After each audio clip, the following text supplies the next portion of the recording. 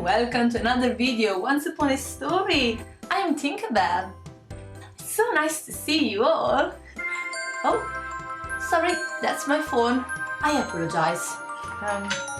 Hello? Yes. Oh, Iridessa. Hi, how are you? Yes. Okay, yeah, no problem at all. I'm gonna get ready your rainbow cones in no time. Okay? Okay, see you later. Bye! She's nice. Iridessa, she's one of my fairy friends. But you're gonna meet them all. You're gonna meet them all very soon. Yes, what we're doing today? Well, I'm gonna read you my story. Let me show you the book.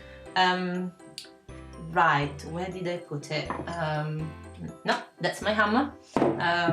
Oh my goodness. Screwdriver. Oh, there we go.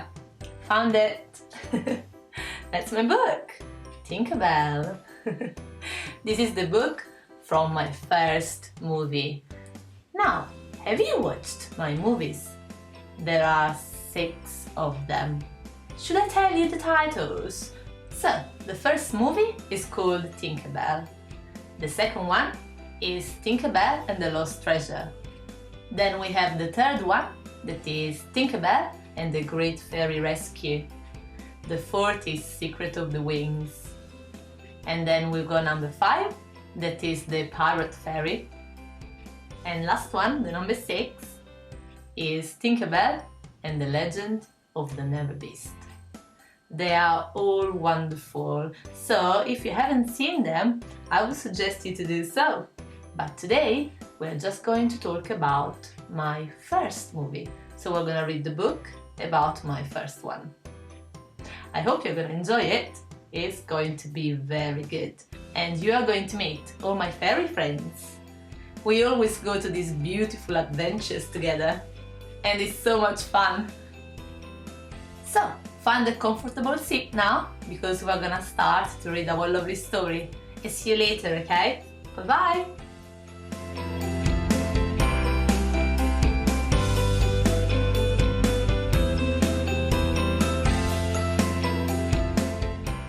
On a chilly winter's night in London, a baby lay peacefully in her crib. Then she let out her very first laugh. And, as with all first laughs, a fairy was born. The laugh floated out of the window and attached itself to a dandelion wisp. It flew above the human world, straight towards the second star to the right, and through a burst of light into Neverland. The laugh floated towards Pixie Hollow, a magical place in the heart of Neverland where the Never Fairies live. "Oh my, come on, let's go!" the fairies cried. They followed the laugh as it made its way towards the pixie dust tree. A dust keeper named Terence sprinkled some pixie dust on the laugh. It made a tinkling sound and took the shape of a fairy. Queen Clarion approached. Born of laughter, clothed in cheer, happiness has brought you here. "Welcome to Pixie Hollow," she said. The newcomer flapped her wings. She could fly. Queen Clarion waved her hand, and some toadstools sprang up. Fairies began to place objects on them. Rosetta, a garden fairy, brought a flower. A water fairy named Silver Mist carried a droplet of water. Iridessa, a light fairy, had a glowing flower lamp, while a fast-flying fairy named Vidya set down a whirlwind. "These objects will help you find your talent," the Queen explained. The new fairy timidly placed her hand on the flower. Its glow instantly faded. She reached for the water droplet, but its glow faded too. The new fairy was discouraged. But as she passed the hammer, it started to glow. Then it flew straight to her. "I've never seen one glow that much," said Silver Mist. Rosetta agreed. "Little Daisy Top might be a very rare talent indeed." Vidya fumed. She had one of the strongest and rarest talents in Pixie Hollow, and she wasn't looking for competition. "Come forward, Tinker Fairies," called the Queen, "and welcome the newest member of your talent guild, Tinkerbell." "Heidi-hee, heidi-ho, I'm Clunk," boomed the large fairy. "We're pleased as a pile of perfectly polished pots that you're here," added Bobble, a tinker who wore dewdrop glasses. "You have arrived at a most wondrous and glorious time," Clunk said as they flew above Pixie Hollow. "It's almost time for the changing of the seasons." "Welcome to Tinker's Nook," Bubble announced. Tinkerbell saw a small courtyard lined with twig and leaf cottages. Fairies were fixing and fashioning all kinds of amazing useful objects. Clunk and Bubble dropped Tinkerbell off at her own little house. All the clothes in her closet were much too big. Luckily, Tink knew just how to fix them. Tinkerbell put on her new dress, tied her hair up, and reported to the workshop. Soon Fairy Mary, the no-nonsense fairy who ran Tinker's Nook, arrived. "So dainty!" Fairy Mary exclaimed as she looked at Tink's hands. "Don't worry, dear, we'll build up those tinker muscles in no time." Then, after reminding Clunk and Bobble to make their deliveries, Fairy Mary was gone. A little while later, Tink, Clunk, and Bobble set out to deliver some springtime items to the nature fairies. Suddenly, the fairies heard a sound behind them. "Oh no! Sprinting Teasels!" screamed Clunk. The weeds nearby had come to life and were rushing towards them. The wagon flew down the path and crashed in the middle of Springtime Square. Thankfully, the Tinkers were unhurt, and they began to make their deliveries. There were rainbow tubes for Iridessa, milkweed pod sachets for Fawn, and pussy willow brushes for Rosetta. Iridessa explained that she would roll up rainbows, put them in the tubes, and take them to the mainland. "What's the mainland?" the new fairy asked. "It's where we're going for spring, to change the seasons," replied Silver Mist. Next, the Tinker stopped at the flower meadow. Vidya zipped by, using her whirlwind to pull pollen from flowers. "Hi," said Tinkerbell. "What is your talent?" "I am a fast-flying fairy. Fairies of every talent depend on me," answered Vidya. She made it clear that she didn't think much of Tinker Fairies. Tink was insulted. "When I go to the mainland, I'll prove just how important we are," she replied. Tink flew off, grumbling to herself. Soon, however, she was distracted by something shiny down on the beach. She flew closer. It was a coin. Tink began digging, and before long, she had found all sorts of treasures. "Lost things," said Clunk when Tink arrived back at the workshop.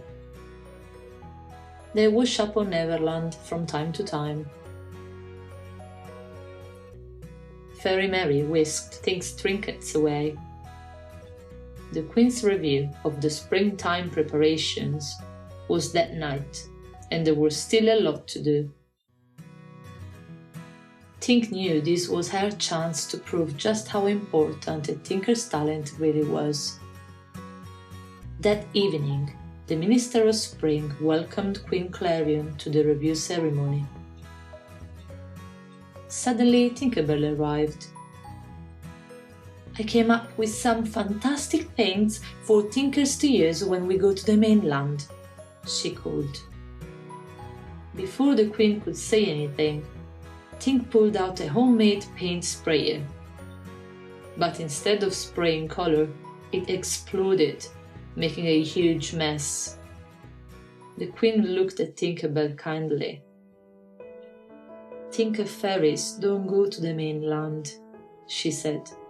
"All the springtime work is done by the nature fairies. I'm sorry." Tink returned to the workshop. "Being a tinker stinks," she grumbled. "Why don't we get to go to the mainland?" "The day you can magically make the flowers grow or capture the rays of the sun, you can go.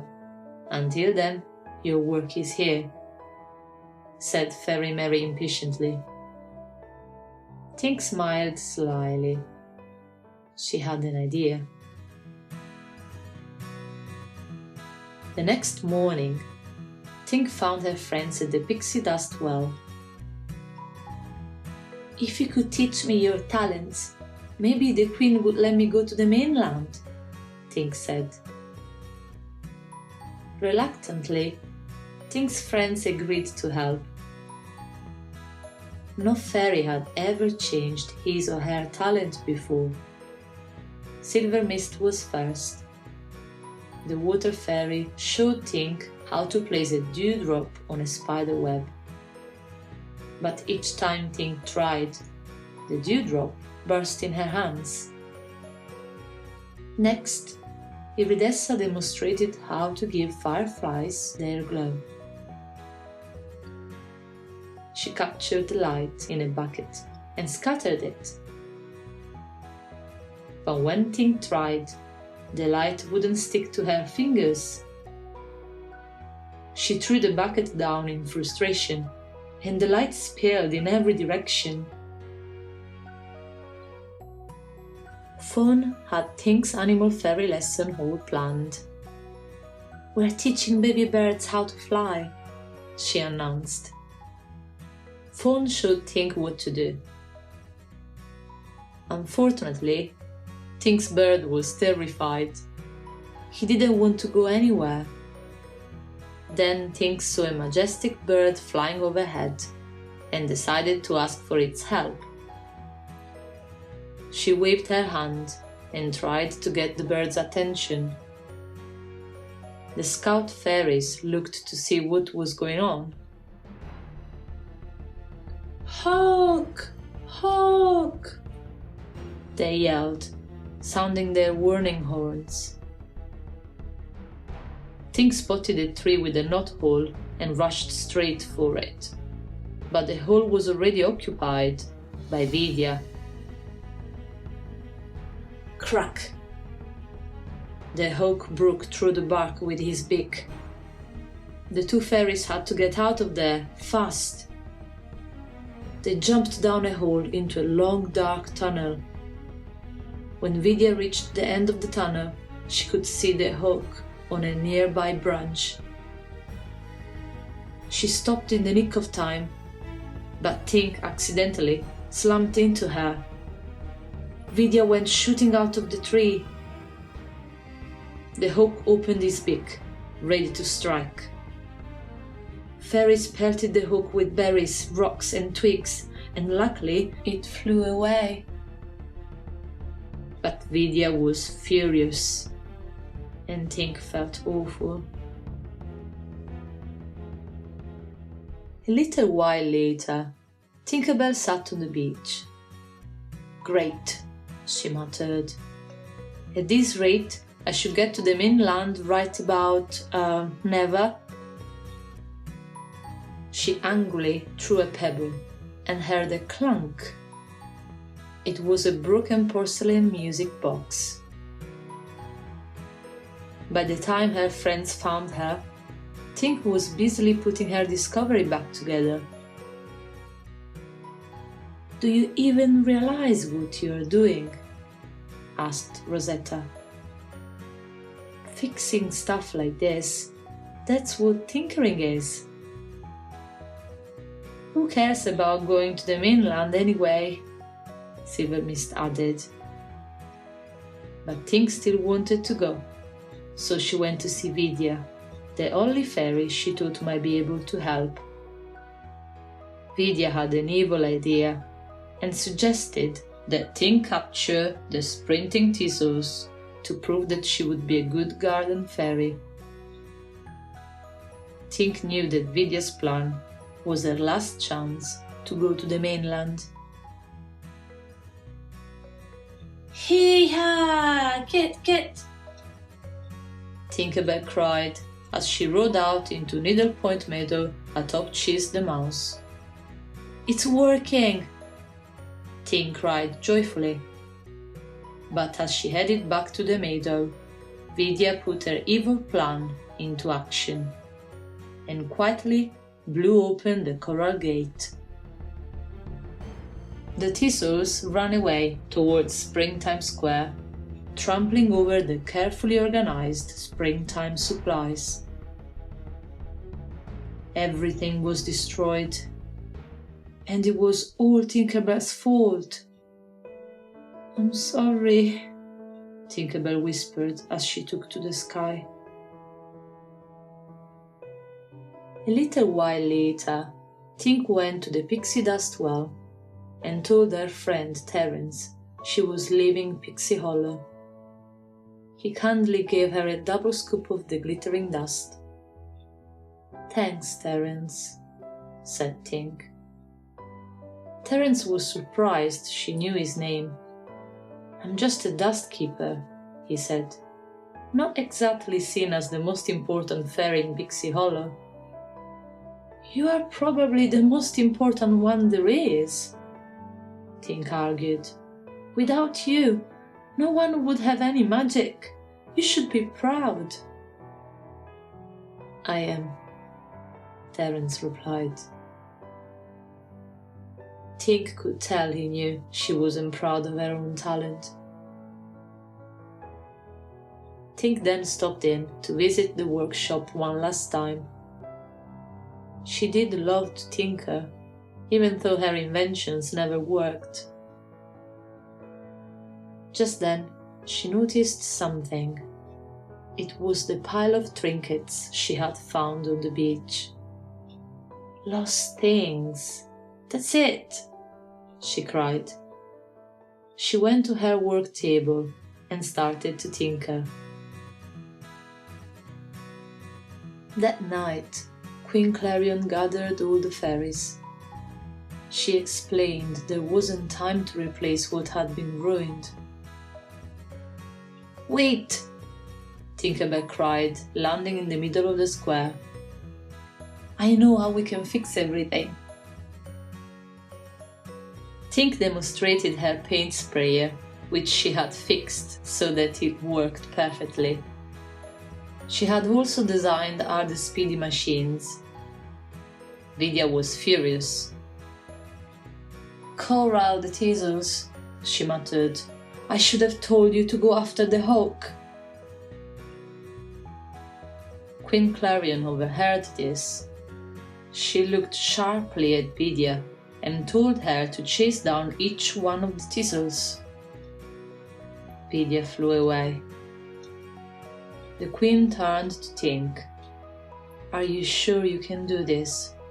she asked. "I'm a tinker, and tinkers fix things," Tink replied confidently. "But I can't do it alone."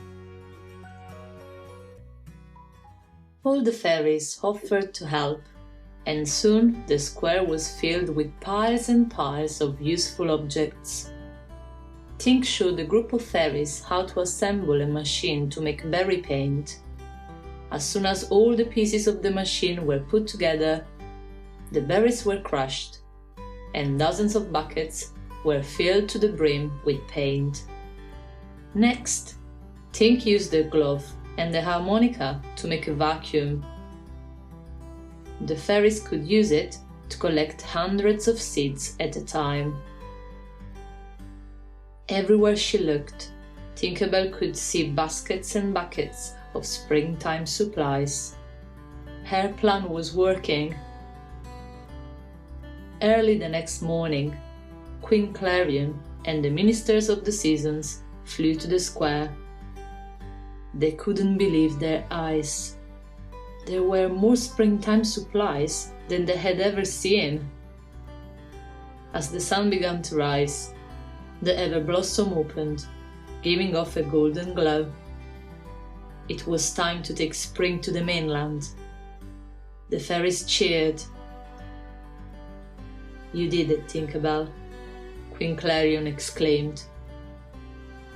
"We all did it," Tink replied. "Can Tink come with us?" Silvermist asked. "It's okay," Tink protested. "My work is here."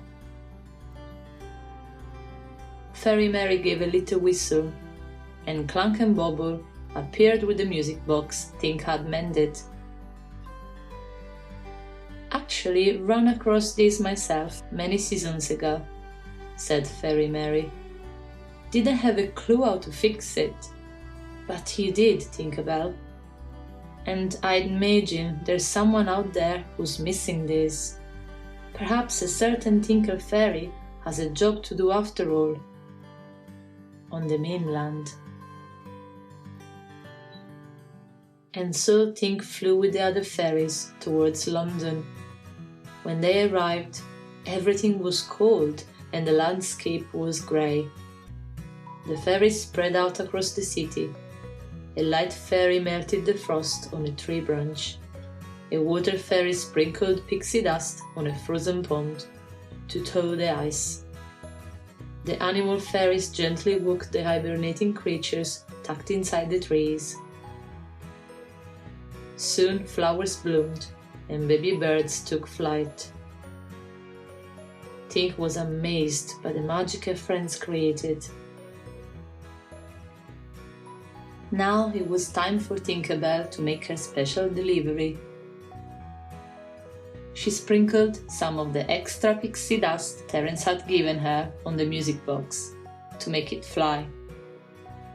As Tink passed the bedroom window, both she and the music box began to glow. Tink knew that the owner of the music box must live there. She set the box on a windowsill and peered into the room. Tink tapped on the glass and ducked out of sight. In a few moments, a little girl named Wendy Darling poked her head out the window. Wendy's face filled with happiness. She took a small key from a chain around her neck and turned it in a slot. The music box began to play. The fairies' work was done. It was time for them to return to Neverland. From then on, Tink used their rare talent to make the lives of everyone in Pixie Hollow just a little bit better. She was proud to be a Tinker Fairy.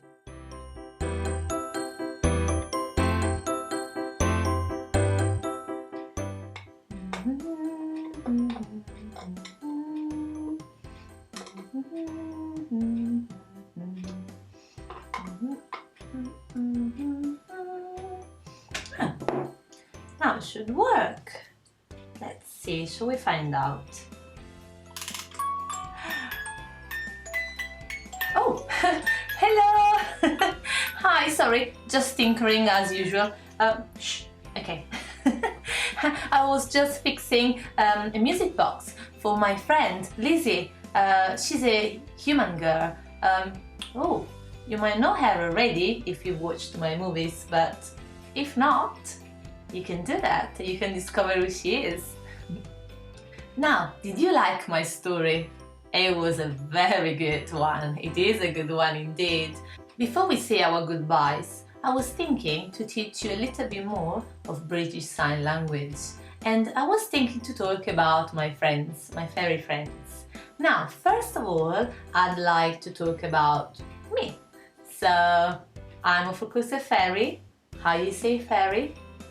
Fairy. And I've got some magic. Magic.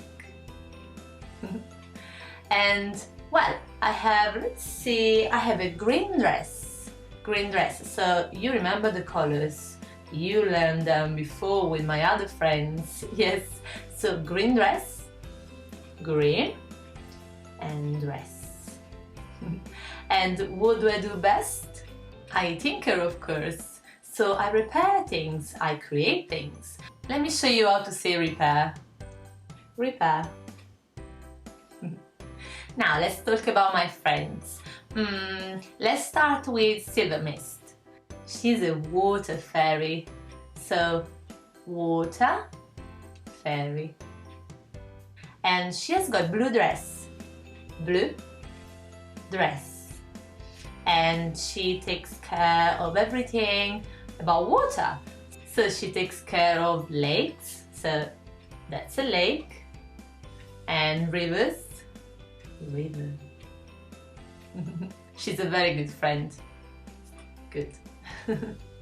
And then let's see, we talk about Rosetta. Rosetta is the garden fairy. So that's garden fairy. And she looks after the flowers, the bushes, and the grass.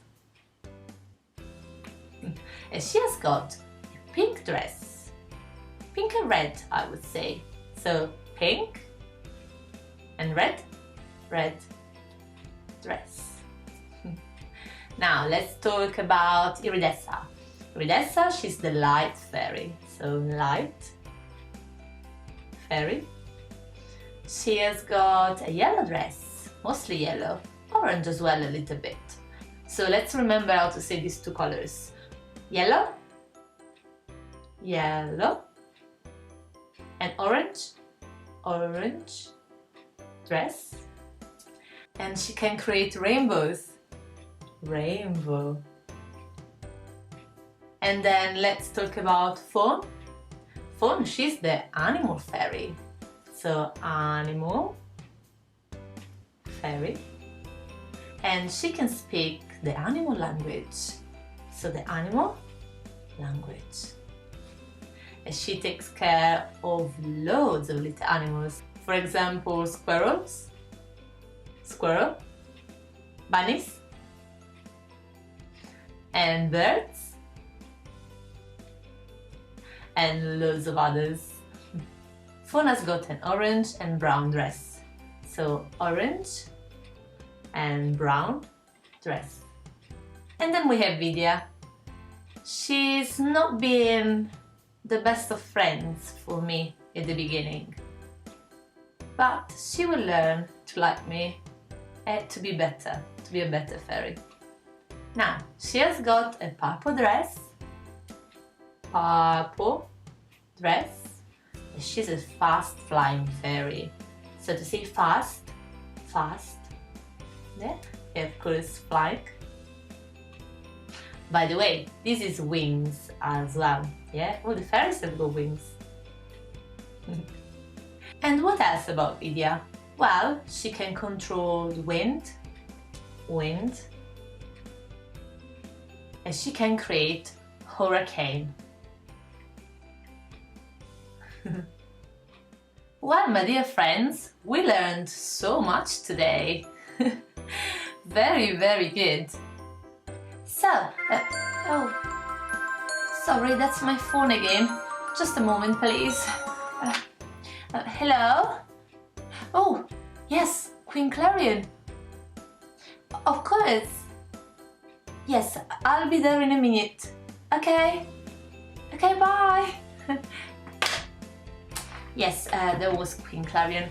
I need to go. So, it's been a pleasure seeing you all, and thank you very much for being here with me and listening to my story. Well, I hope to see you soon, everyone. Stay safe and see you next time. Bye bye! And remember to sprinkle a little bit of magic wherever you go.